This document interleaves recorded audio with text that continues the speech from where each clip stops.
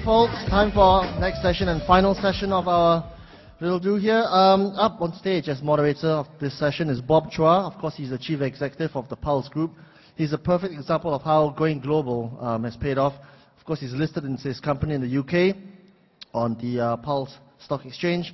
With him on stage, of course, are Kulveer Tiger, the co-founder of Octomatic, as well as TagStan, Henrik Scheel, co-founder, chief executive of Sputnik 5, Philip Lee, founder of Jade Studio Productions, Paul Bregel, co-founder of Lefora Ventures and partner at IO Ventures.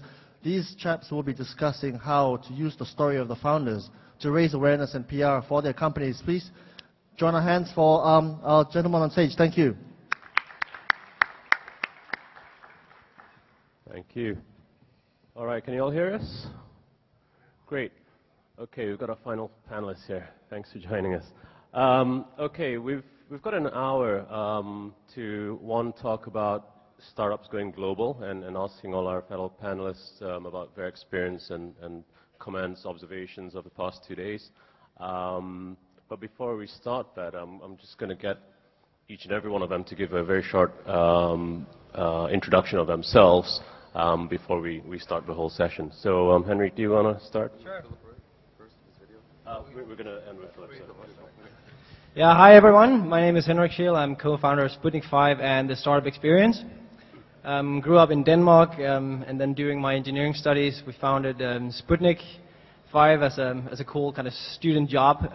But then I started out working in this big clean tech company doing wind turbines, and then their global research department did some cool innovation, but realized that being in a corporate company might not be the best thing for me.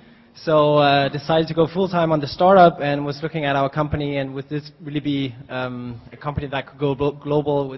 Does it have the high growth potential? And decided that we probably needed to learn some more about going global and building a real high growth company. So I moved to Silicon Valley about a year and a half ago. And it's just been quite a journey. Has learned a lot about building companies from many of these guys, and has basically, spent the first year just networking, going to as many conferences as possible, sitting down with people, getting intros.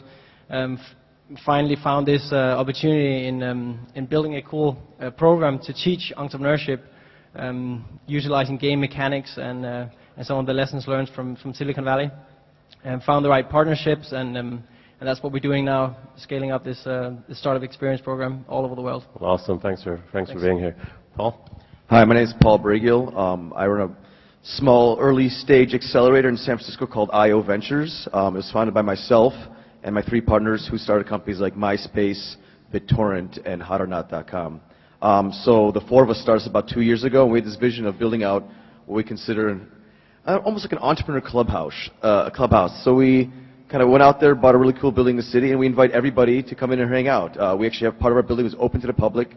I invite all you guys, if you're ever in San Francisco, come and stop by, grab a coffee, hang out with us. And then also we do an early stage kind of accelerator for 3 months, where we pick the best companies we could find from all around the world and work very closely with them and make sure they meet all the best people. And actually, most of the speakers at this event have come in and hung out at our building and kind of given advice to a lot of the startups.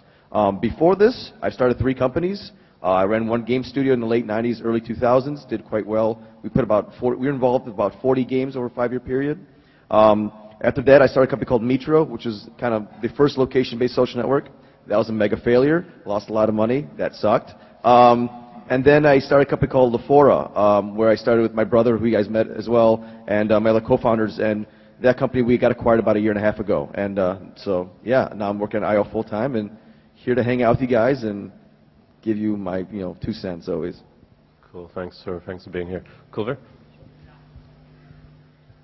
Hello everyone, my name is Kulveer Tiger. I'm a 2-time entrepreneur. My current startup is called TagStan. So my story is, I didn't really know I wanted to be an entrepreneur till I got to university. And I actually remember the exact moment. I received an email from this organization called the Oxford Entrepreneurs, and they were recruiting people for their committee. And just the way that this email was written, like, I could just tell that the people who were going to join this or become a part of this team would be like really, really dynamic and interesting people. So anyways, I applied, I ended up joining, and then I ended up becoming the president of the society. And it was through becoming president of that society that I actually got to go to an event like this in England. It was called Silicon Valley Comes to Oxford. And I was like the only student that was allowed to go to the dinner that they put on for all the panelists afterwards. And at that dinner, I sat next to Evan Williams. This was in 2004. So it was just when he'd left Google after he'd sold Blogger to them. And, you know, I hit it off with him. And at the same time, I started my first company, which was a marketplace for students. And he became a mentor, and I gave him some shares in the company. And then I took a trip out to San Francisco, and I didn't really have any idea about Silicon Valley, but when I went there, I was just blown away. Like, I saw the offices, I saw the culture of productivity, the fact that, you know, nobody cares what you look like, what you wear. It's all about, you know, your merit or how good you are at what you do. And then my default path was actually to become an investment banker in London, and oh my God, I wouldn't have lasted in that job anyway. Like, little things like having to shave every day used to like piss me off, and wearing a suit and having to wake up at 6 o'clock in the morning and be at my desk by 7. And so I probably wouldn't have lasted in that job anyway. And then we stumbled on this thing called Y Combinator, which was an early stage startup fund. And so after struggling in for about a year in London, we applied to Y Combinator, and I had no idea that they'd accept international applications or even non-engineers, because I didn't know how to code. But we just applied, and then when Paul Graham, the founder of Y Combinator, saw that Evan Williams was my mentor and he had shares in our company, he was like, okay, you guys are in. And then pretty much I moved to the Valley in 2007. We changed our idea. We built software for eBay power sellers, and then we were really lucky. We were acquired 18 months later. Then I moved to Vancouver, Canada, and kind of hung out for a few years, and now I'm starting my second company. Fantastic, great story. Philippe, you want to tell us a bit about yourself by way of presentation, or perhaps Yes, well, beforehand? I'll start introducing myself. My name is Philip Lee, and I'm the owner of Jade Studio Productions. And I am not in high tech, but I own a multimedia company consisting of photography, video, graphic design, and bookbinding. Believing that words are worth 1,000 words. I'm sorry, images are worth 1,000 words. There's a little presentation compiling my work, consisting of fashion photography, corporate photography, products, commercial, etc. Please enjoy. Great.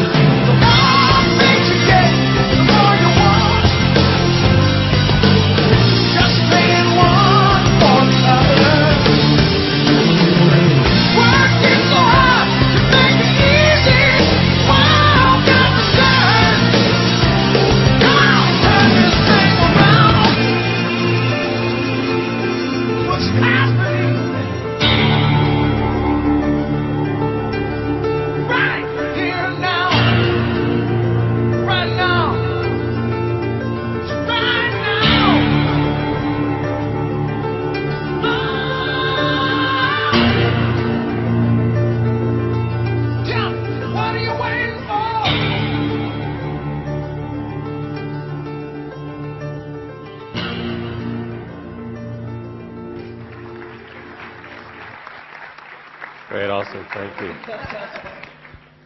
All right, good stuff. All right, I'm going to start with a pretty simple question here. Over the past 2 days, there's been a lot of conversation about Silicon Valley being a really unique ecosystem, and obviously been extremely successful, very hard to emulate, if you will.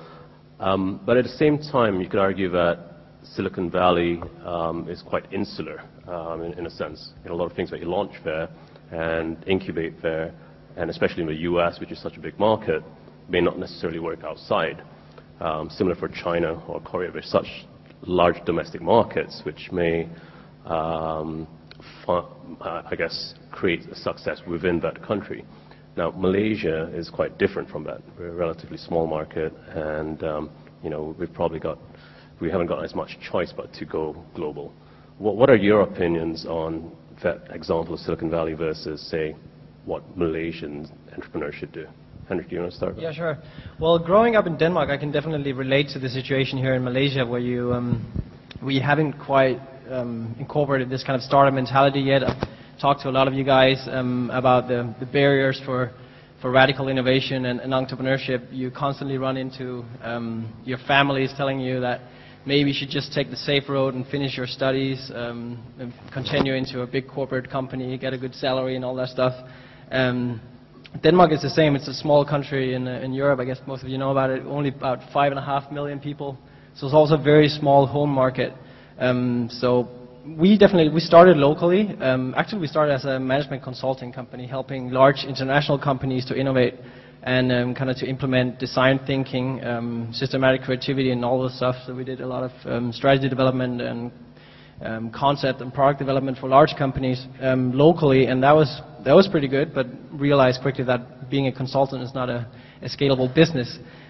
So I just found out that I had to go somewhere to learn about scalability and learning about how to build a global company, and Silicon Valley it's just been an amazing experience to go there and to learn from those people who definitely know how to build a global company. So it's a great idea for people who don't grow up in Silicon Valley you can surf the internet, you can basically look at all the videos and really learn those lessons from the Silicon Valley founders.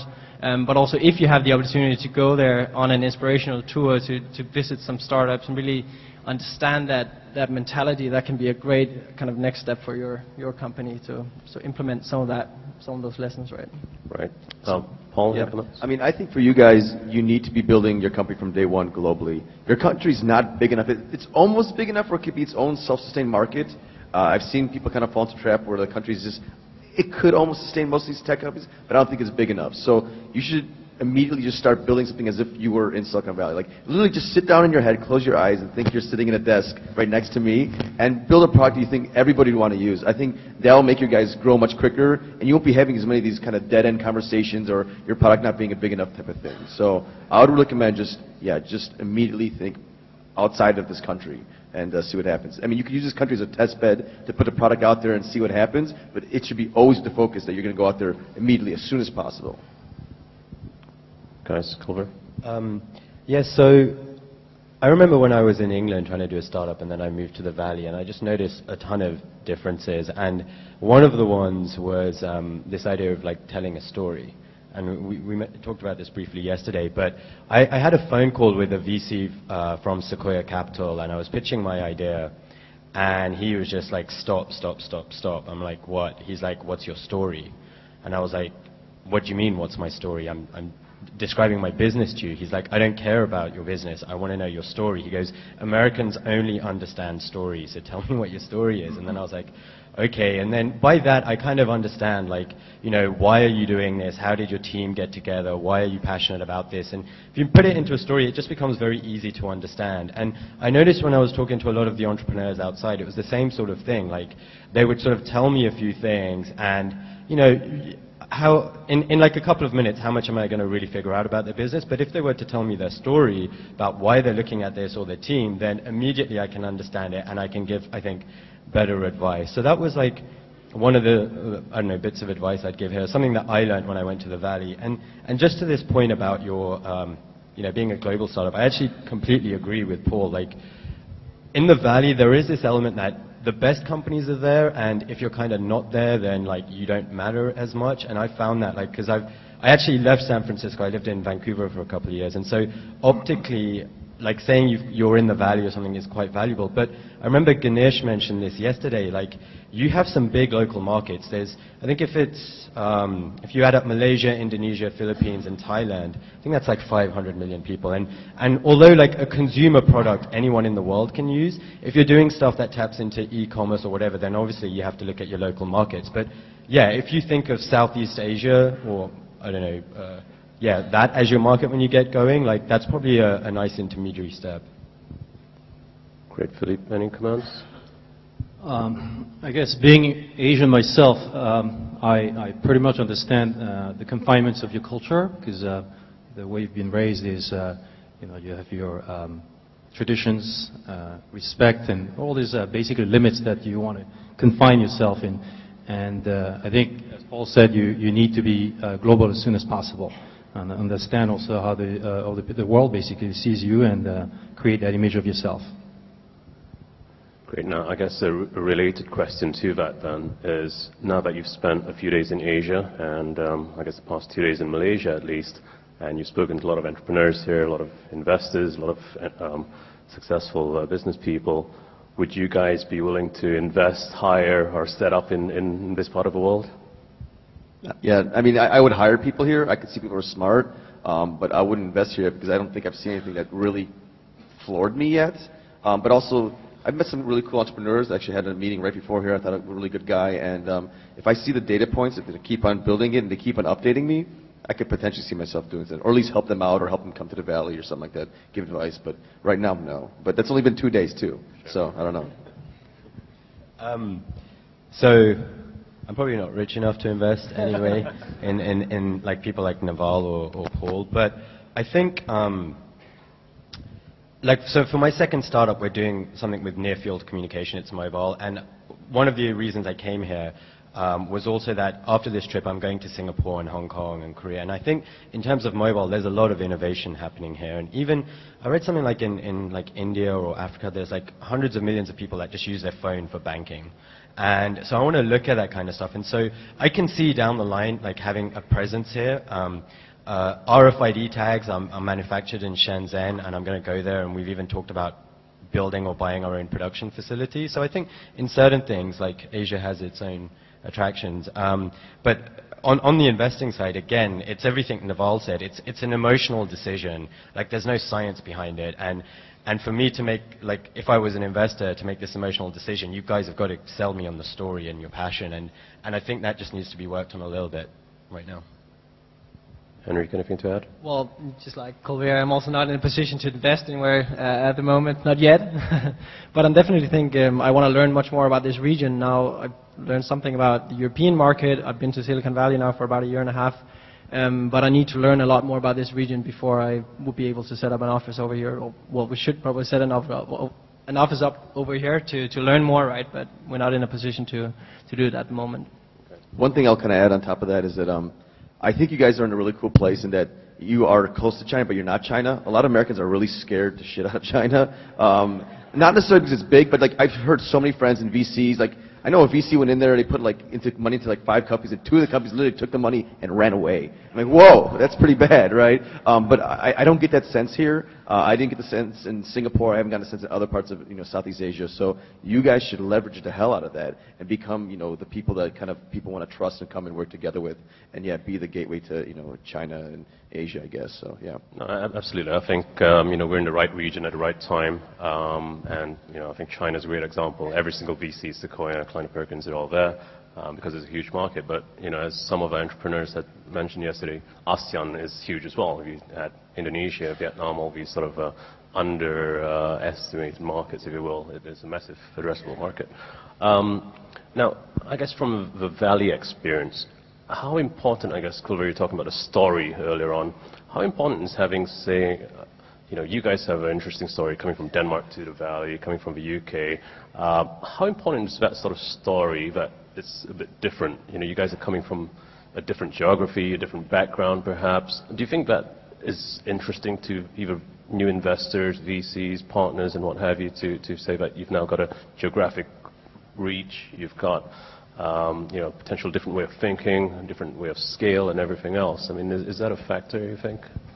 Well, it's something you can try to utilize, that you are in two different regions. Now we have the companies mainly in Denmark still. I have the team in Denmark, one in Argentina, and then I'm traveling around the world, but mostly in San Francisco. And we can definitely tap into more markets now when we are global. And I think different regions are known for different things. So Denmark, for example, is very known for clean tech. And now my company is a bit, as all companies are unique, but when we're discussing like clean tech stuff, we can definitely utilize that. Coming from Denmark, that's a very respected region for that kind of stuff. So if you that we can definitely use in the American market, saying that we are from Denmark, and over in here we can basically use more that we have the San Francisco leg to kind of build on in terms of startup mentality and all that stuff. So yeah, utilizing the pros from the different regions, I think that's important. Well, one example is I heard last night I met the founder was YTL, right? Right. Yeah, and you guys are launching a 4G network in the whole country. That's not there in the United States. You should take advantage of that, become experts in that, do a really good job, and then you guys come to the United States and be like, we're good at this already. And like, whoa, that stands out, right? So there are definitely things you guys should take advantage of, right? And that's one of them for sure. Like, that's a really obvious one. So yeah. I think in my case, the only thing that was interesting about the fact that I was from the UK when I spoke to American investors was that it just signaled determination. Like, people were like, okay, this guy got up, packed a suitcase and just moved to the valley, and he wanted to make something. And in that sense, like, yes, it's a good signal. And I've also been telling some of the entrepreneurs I spoke to, like, save up a bit of money and take a trip out to the valley. Like, just being there for a week or 2 weeks, like, just by osmosis, you'll pick up so much. You'll get some of the energy. And, if you meet people and then you come back and then maybe a year or two down the line you go down there again, who knows what can happen. And then maybe from an investor's point of view, they want to see, like, in a startup team that you've got, like, all of the skills covered. And so if there's diversity in where you've come from, maybe that can add. But I mean, I don't really know if that's that big of a factor. But insofar as it signals determination, then yeah, I think being from a different country and showing that you're willing to move is a good thing. Absolutely. Now, one of the other points I guess we've heard for the past few days is, obviously it's by default, having an internet or consumer internet-based business, you're global, right? So it's a bit easier than if you're in some more traditional type of tangible manufacturing-based business. But let's just stick to an internet-based business. Now, it's easy to say go global from the get-go, but there's a lot of challenges that go with it. Now, based on your experiences, based on your observations, what would you share with the audience here as to what they should be cautious on when saying, let's go global from the get-go? Well, in terms of customer acquisition and building a global brand, I think we have benefited tremendously from having partnered up with Intel, for example. So it's extremely important to build your credentials in the beginning to be legit. And as a person, when you're networking around, you're starting to build your personal resume, and then people will start introducing you to other people who you can really benefit from knowing. But also as a company, to have somebody to say that these guys are actually legit, these guys are good. So we finally landed Intel as a partner, and that has been definitely a huge step forward, because then other people will recognize that, okay, if this big giant will recognize you as a partner, then you definitely have something to contribute with, right? So, yeah. One warning about being global is sometimes you put a product out there and you get traction in weird places. Like all of a sudden your stuff is blowing up in India and Brazil and stuff like that. That's really cool to have, but I would be cautious about that, because if it's not going to help your business because if the CPM rates are really low, or the customers don't pay anything there, or they don't have PayPal in that country, just step back and really focus on one or two countries that are big enough, like United States or maybe like Western Europe. Well, it's not one country, but the European Union rather. But yeah, if you're going to certain places that are kind of, don't get seduced by like being big in places that might not be helpful to your business originally. That's like one little tip I would say. And do you guys have any advice how to maintain a business to be competitive in global or in Yeah, thank you. Maintaining business is very much a day-to-day thing. It just takes perseverance. I mean, there's no magical formula. You just got to wake up every day and keep on doing stuff, right? If you just become lazy and you're not working on things, it's going to die. If you don't pay attention to it, it's going to, wither and kind of go away. But if you just keep on going at it and you have a singular focus to keep it alive, it happens. I mean, like, a lot of times when you start a company, you don't know what you're doing. You're just learning along the way, and you're kind of BSing your way through it. So, yeah, just keep on going at it. Keep on learning from people. Keep on talking to people. Keep on trying to sell. And, yeah, the business will stay alive as long as you keep on going. The minute it dies, then, the minute you stop working on it, that's when it dies. I mean, yes, Naval mentioned that thing yesterday, product market fit. So in the early stage of a startup, you're in kind of discovery mode. You're trying to figure out what your business is or what your product is. In that stage, try and keep your costs low. I mean, ideally, you don't have any. It's just your time. And then if you do that, you give yourself a lot more runway and basically time to figure something out. And then once you get to product market fit and you know that, hey, I've built a product that there's real demand for, then you don't really have to maintain your business. Then it's just a case of growing it, and it will hopefully take on its own momentum. This being said, I'm a firm believer that setting up a business is actually the easiest part, and the toughest part is to maintain the standards at its highest level for a long period of time. Keep that edge and keep being innovative, and this is actually what the toughest part is. Absolutely. Sir? Hi, my name is Mustaqim. I got two questions, one for Philip and one for Paul. The question for Philip is, I'm providing a stage for photographers, but for amateur photographers, but seems that all events I do, they are not interested in. Do you have tips for me to get the amateur photographer interested in my event? And for Paul, I want to know if you are interested in investing in animation, in the animation industry. Yeah, thanks. So could you repeat your question? I'm sorry. I apologize. I did not understand. Oh, okay. I want some tips on how to attract amateur photographer to be interested in my event, so that I'm actually providing a stage for them to express their masterpiece. So I want to know, because they're always not interested coming to my events. Maybe you can come see me at the end, and we'll talk about that. This is a kind of a different topic here, so. Okay. All right, let's finish off these progress. You had a question for me about the animation stuff. I would say no, unless it's some kind of company that's innovating the way animation is doing, or you're building some new technology that could really optimize. It could be applied to many animation studios. But if you're just a traditional animation studio, I'd say no, I don't touch stuff like that. Great, thank you. Matt? Hello, my name is Lisa, and I'm a bit confused.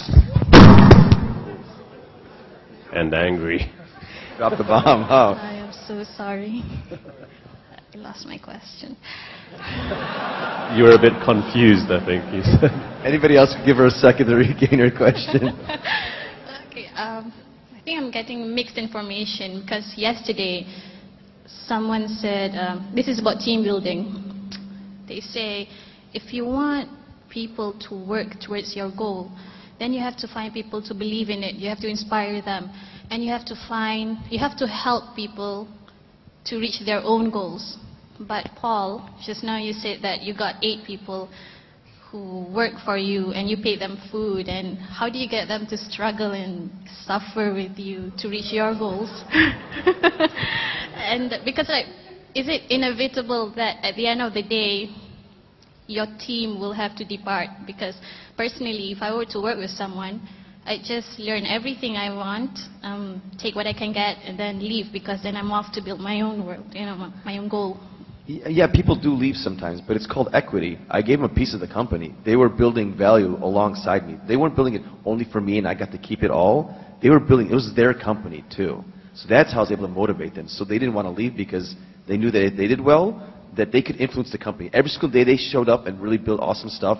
they were increasing the value of the company, and that means they're increasing the value of their share in the company. So that's how you get these great companies like Google and Facebook to, and motivate people. But yeah, over time, people are going to leave. That's just part of the process, but that's how you get people to go and really, buy into your vision.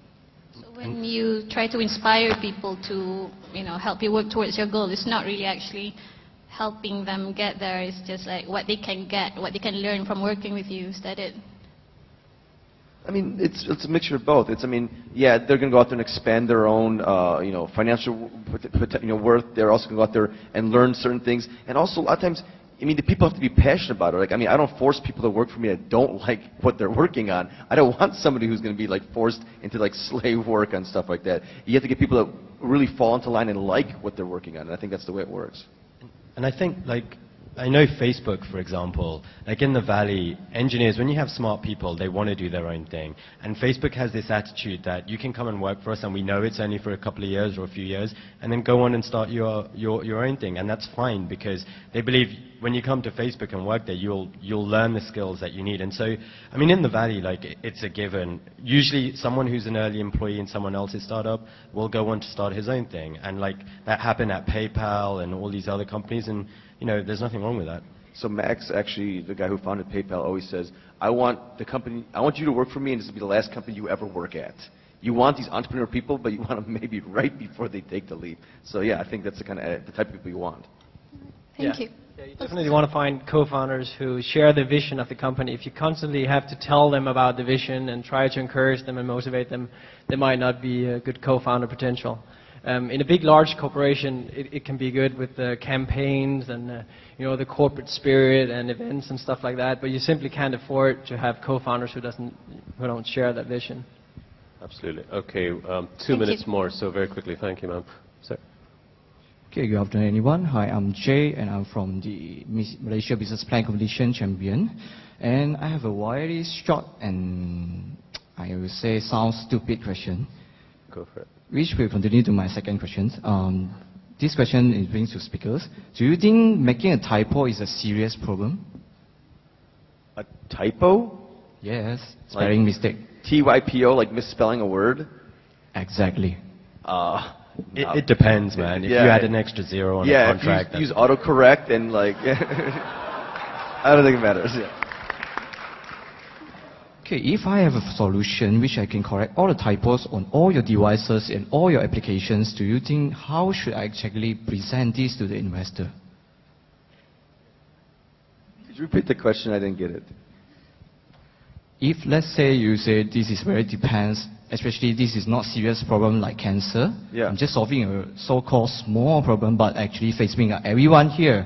Yeah. So if I have the solution to solve this problem, especially I can solve in all devices, all applications, how should I actually pitch this to investor? Well, if it's something that a lot of people hate, even if it's a really small problem, and you could solve it for everybody in the world, investors can be excited. Because they know that's, reducing friction, right? Yeah, of course. The way to do it is to give it to the investor, and they'll use your product. Give them a beta, or if it's an app. And then if I like it and it works well, then, hey, I'll invest in you. It's that simple. Okay, thank you so much. Great, thank you. All right, last 2 questions because we're running out of time. Sir, quickly. Hi, my name is Ashraf. I have a question on revenue or business model. Which would you suggest for us to go in terms of providing our service? Is it better to have a free service and generate traffic, or is it better to offer a subscription-based fees and generate less traffic? Which would be more ideal to the VCs? It depends on the product. If you're Facebook, it's got to be free and you just grow to scale. If it's something else, more like a service, then it's got to be the other way. So what's the product? Well, it's just something that I'm just thinking about, whether it's better to start off by generating more traffic, or to start off by generating revenue from day one onwards. But of course, you have very limited traffic if you start to charge. I would say don't worry about making money straight away. It's actually just pretty hard to make something people want. That's your first problem. If you make something people want, eventually you'll figure a way to make money out of it. All right, thank you. All right, final question, ma'am. Hello, my name is Wenai. I'd like to ask all the panelists the question: Who was your inspiration when you began your entrepreneurial journey? And what keeps you creative in this ever-changing world today? What keeps you inspired, and what helps you keep your creativity alive? Thank you. Great question. Okay, cool. Oh God, I think it was actually, so I mentioned the story about I joined Oxford Entrepreneurs. It was the guy who founded that. His name's Bob Goodson. He moved to the Valley. He was the first employee at Yelp, and now he has this company called Quid. And he was just like super productive, super creative, knew what he wanted, and I was just inspired by him. And it was somebody I could relate to. He was another student at Oxford. He was just a couple of years older than me. And then the second one was, I kind of feel like I have no choice but to be an entrepreneur. I honestly don't think I could work in other companies. Like, one thing I've realized about myself is I can only work 3 days at a time. Like, I can work Monday to Wednesday really hard, and then Thursday I just can't do it. And like, I work weird hours. I love working at night. And the other thing I've realized is, what motivates me in life is experiences. And money is attractive insofar as it enables you to have these experiences. And so, for example, coming to Malaysia like this, like, if I had a job, I couldn't do this. So I realized that the life I want to live, the experiences I want to have, this is my lifestyle. I'm going to be an entrepreneur. And it's just way more engaging, and I love risk. And so it's, you know, I don't have to work to say, like, oh, I want to keep being an entrepreneur. It's just me, I guess. Philippe? As corny as it sounds, my wife is the one who is behind the reasons why I'm who I am today. I've had a long corporate career for many, many years, and was always bitching about my life. And a gentleman, I think yesterday, was saying, "What should I do? You know, I have a wife, I have kids. My mother-in-law is calling me all the time to ask what the hell I'm doing. But you know what?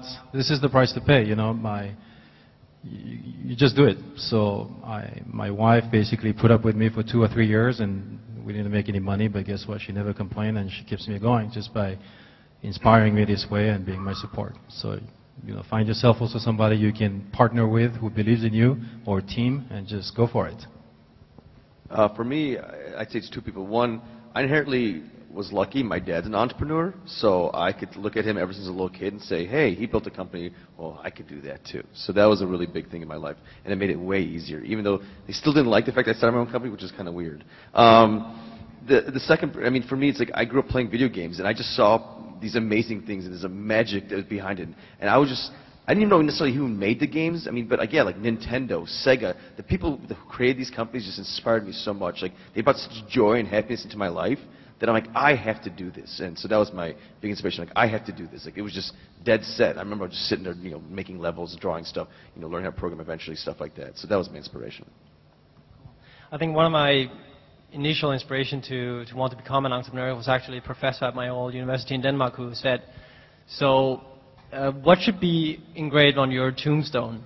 Should it be like, yeah, rest in peace, he was a great dad and a great, you know, family person, or should it be, he changed the world? And that statement was just made me realize, okay, probably need to do something big in this life.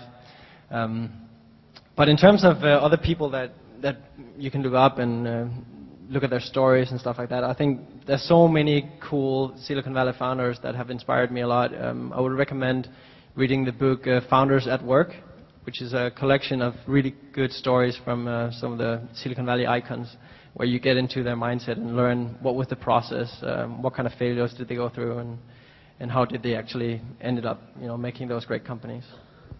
Great. Well, Chance, that was really inspiring, insightful, and wonderful panel discussion with you guys. I enjoyed that tremendously. Thanks for coming all the way out to Malaysia. Thank you for having us. We hope we'll see you again next year. Ladies and gentlemen, please put your And hands please, together for Kulveer, Philip, Paul, Henrik, and Bob. Thank you.